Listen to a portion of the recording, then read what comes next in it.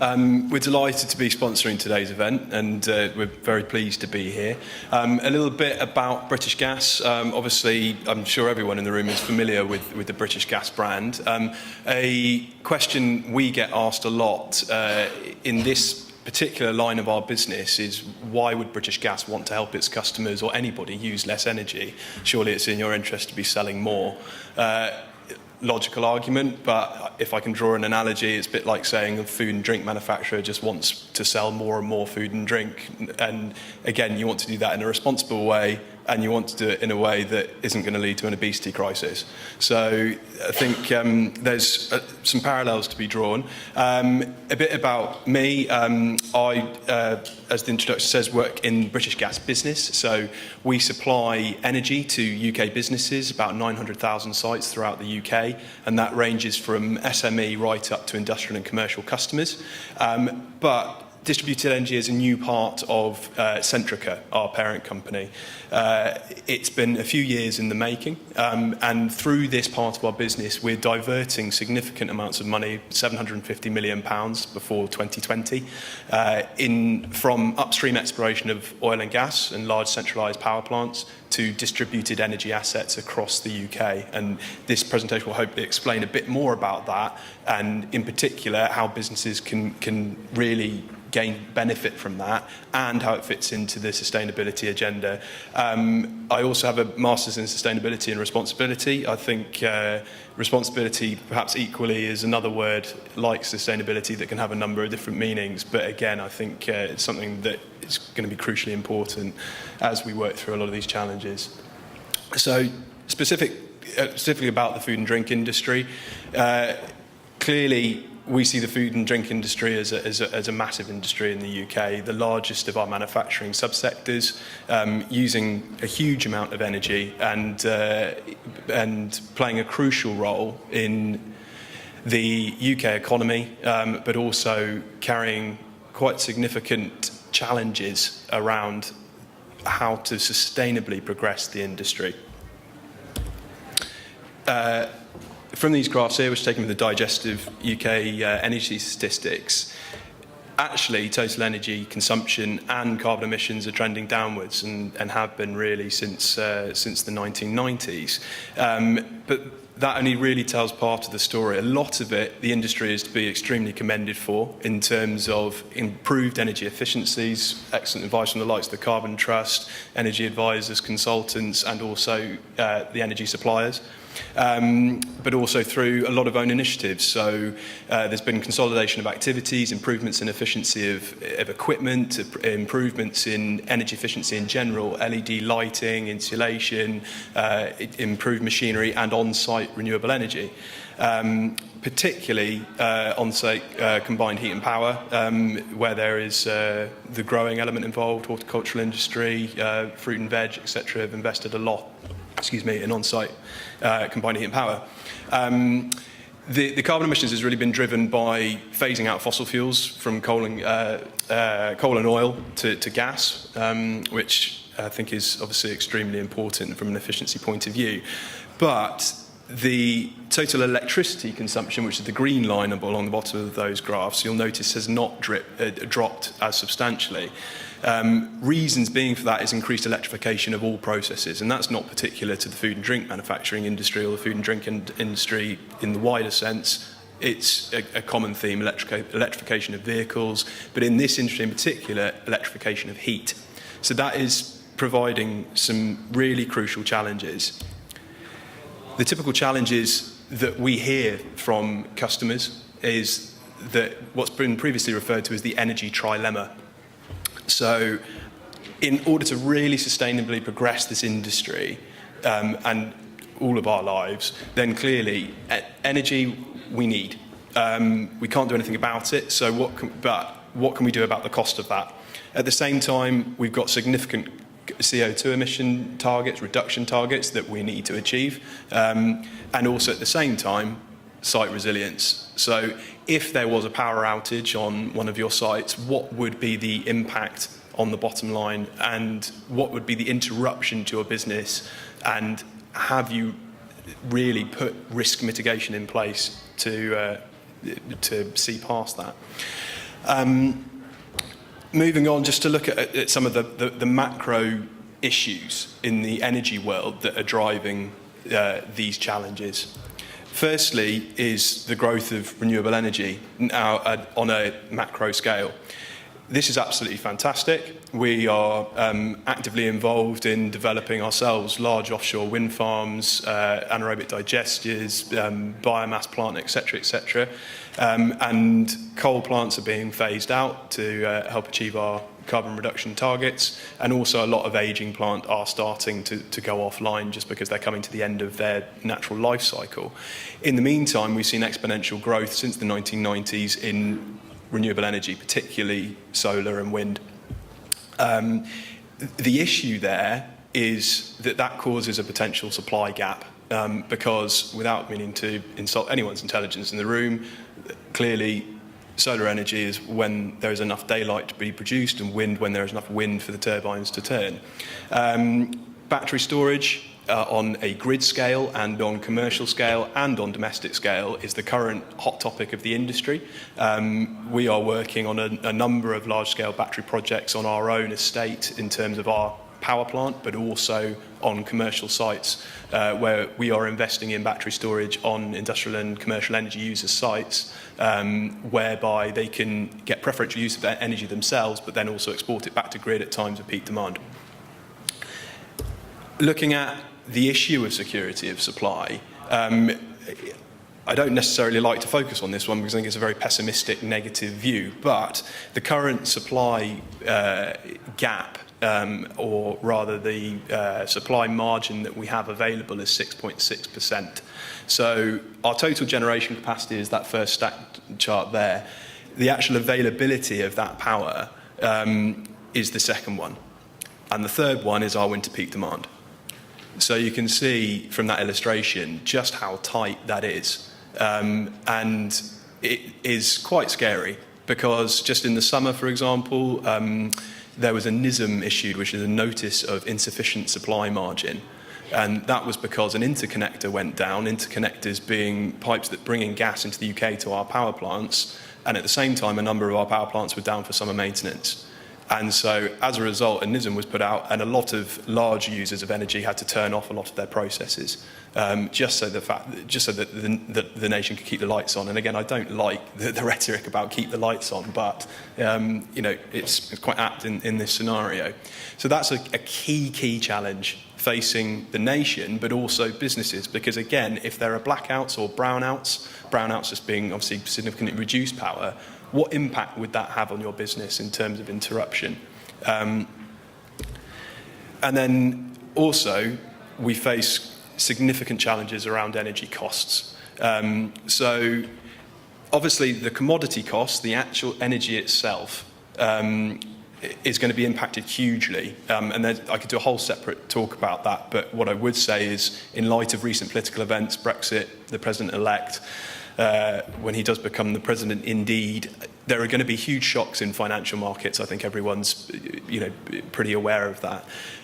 Those shocks in the financial markets will have knock-on effects in oil price. The oil price is then index linked to gas prices. Gas is used to generate electricity in power stations, therefore electricity prices follow.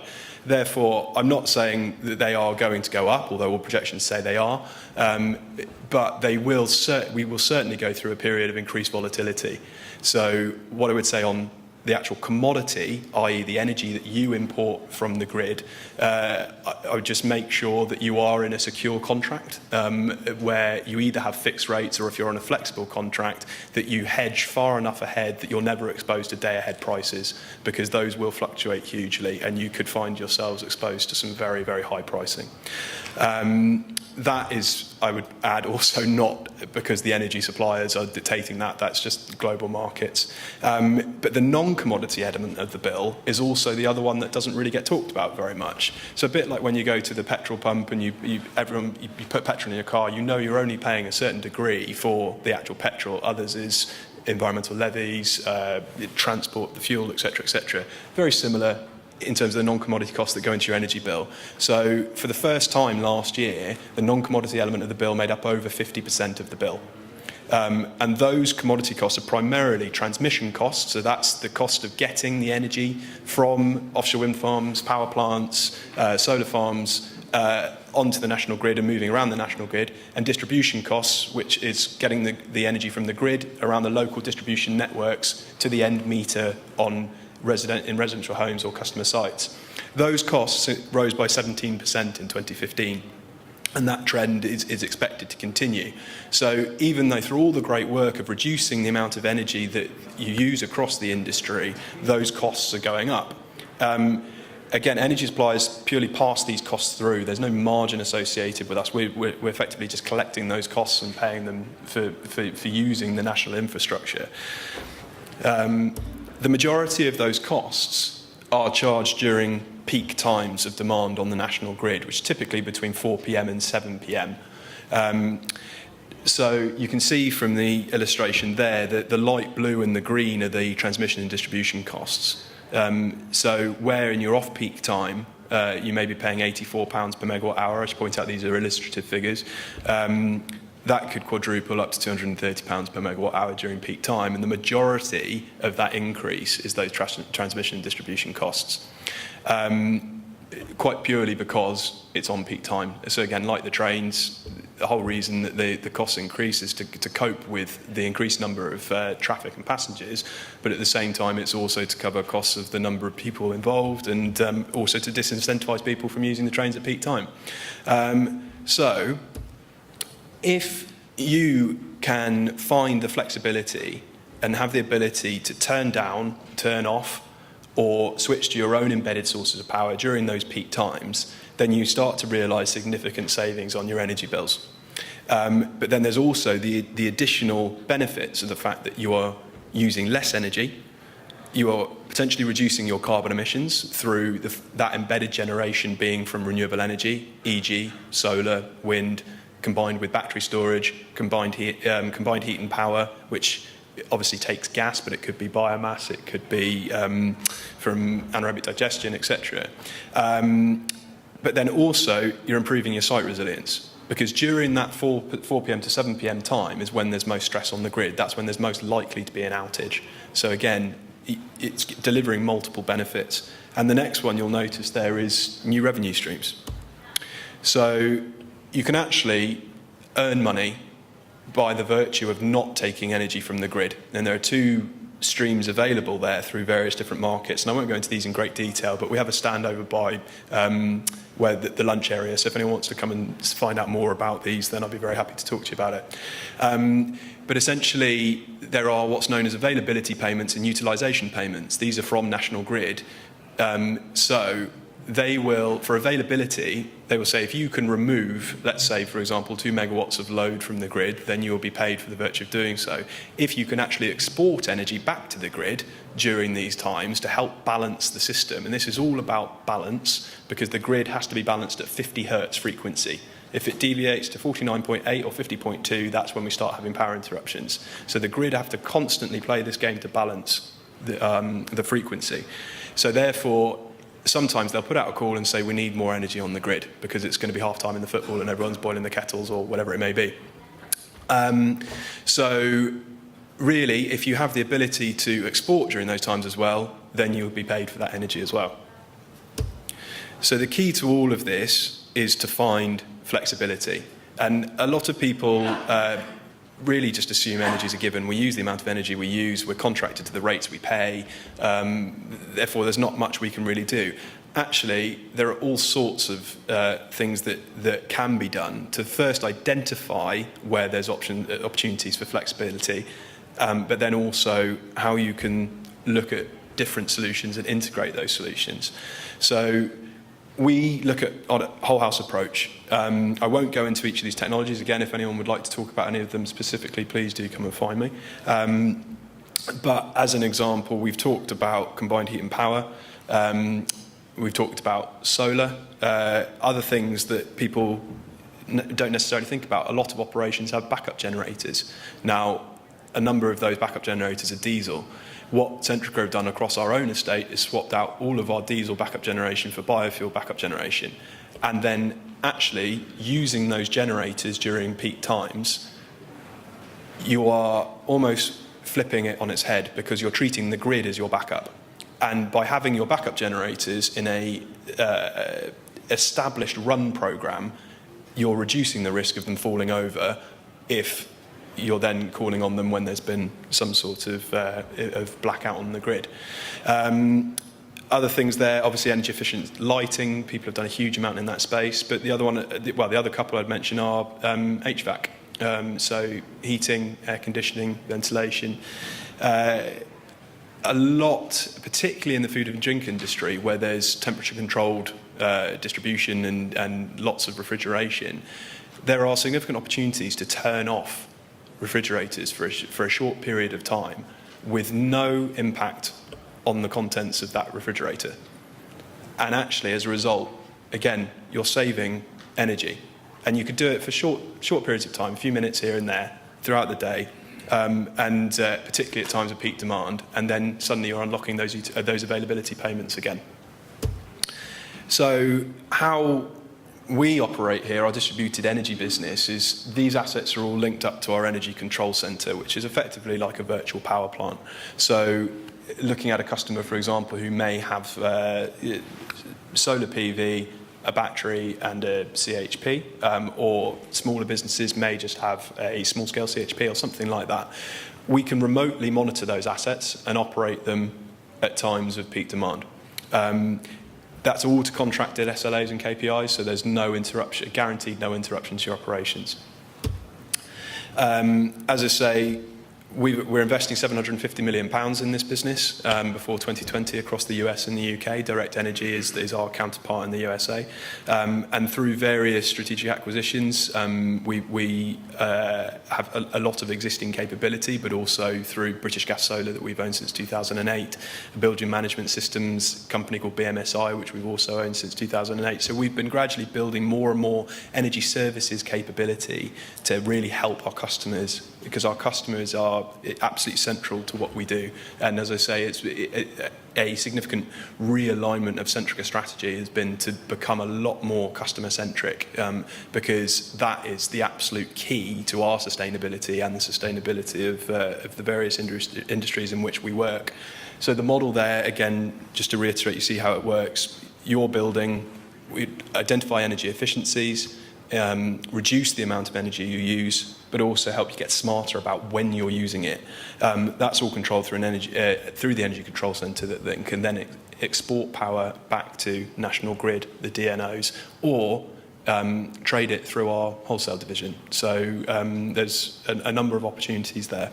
And then it says energy bill and operating costs. It's important to stress you don't have to be a British Gas customer to work with us in this distributed energy space in terms of a supply customer. That's not crucial. We offer these services across the piece. So really, we're looking at helping our customers turn energy from a risk into a sustainable source of competitive advantage. And that, when we say sustainable competitive advantage, we're not just talking about financials, we're talking about resilience, and we're talking about environmental impacts and performance as well. Thank you very much.